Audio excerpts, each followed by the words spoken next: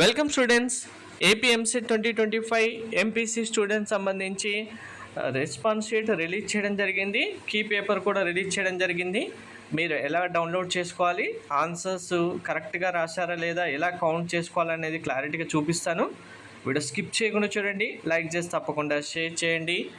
So ఇక్కడ మీకు website open చేసిన తర్వాత రెస్పాన్స్ షీట్ అనే ఆప్షన్ ఉంది చూడండి. క్లిక్ చేస్తే నెక్స్ట్ స్క్రీన్లో మీకు registration number, hall ticket number enter చేస్తే గెట్ కీ డీటెయిల్స్ అనే ఆప్షన్ ఉంది కదా, దీనిపైన క్లిక్ చేయండి. క్లిక్ చేస్తే ఆటోమేటిక్గా నెక్స్ట్ విండోలో మీకు మీ యొక్క 160 క్వశ్చన్స్ ఉన్న రెస్పాన్స్ షీట్ ఓపెన్ అవుతుంది.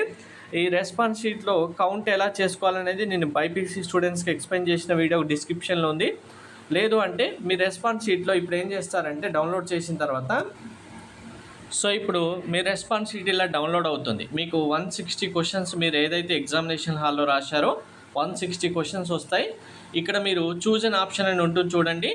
ఈ చూజ్ అన్ ఆప్షన్ ఏదైతే ఉంటుందో ఇక్కడ మార్క్స్ మీకు రావు, జస్ట్ చూపిస్తున్నాను మీకు. చూజ్ అన్ ఆప్షన్ అనేది డిస్ప్లే ఉంటుంది మీకు.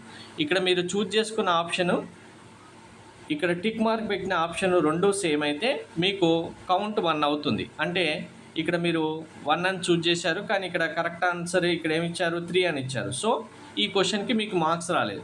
అలాగే మీరు ఇచ్చిన క్వశ్చన్ సంబంధించి ఒకసారి చూడండి, ఇక్కడ చూజ్ అన్ ఆప్షన్ 4 ఉంది. సో ఇక్కడ కరెక్ట్ ఆన్సర్ కూడా టిక్ మార్క్ 4 ఉంది. సో ఇది 1 కరెక్ట్ ఆన్సర్ అవుతుంది. సో ఇలా మీ 160 క్వశ్చన్ సంబంధించి కౌంట్ చూసుకొని ఎవరికి ఎంత కౌంట్ వచ్చింది అనేది, మీరు ఏ షిఫ్ట్లో ఏ రోజు ఎగ్జామ్ రాశారనేది తప్పకుండా మెన్షన్ చేయండి. Thank you.